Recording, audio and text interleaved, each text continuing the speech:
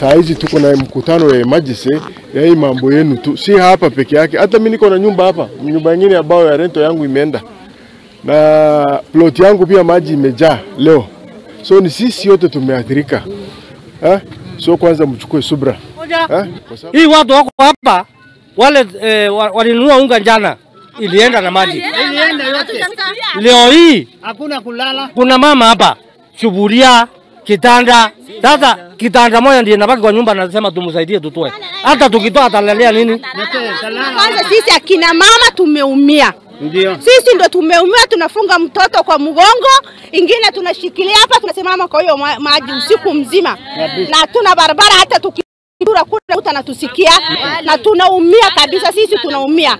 Hakuna chakula yote imeenda na maji.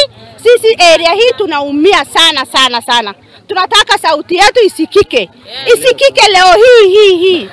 Macho imezaa maji, hakuna mahali ya kwenda choo, hakuna mahali ya kutembelea, masamba maragwe ile tumepanda kwa sinda imebebwa yote na maji. Sisi tunaumia na njaa, tunaomba gavana wetu akuja tusaidie, na ikiwezekana hata atuombe usaidizi kutoka kwa national government.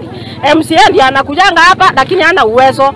Ningependa kusema ya kwamba county government iweze kutengeneza hii barabara yote mvua ikikatika, ili mwananchi aweze kutembea kwa barabara mzuri na anjifanyie kazi yake vizuri. Mvua sio mbaya, mvua ni Mungu ameleta baraka.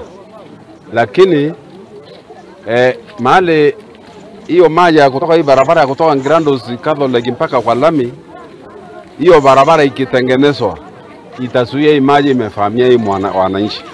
Na hao wananchi ni kama 1000 wameathirika.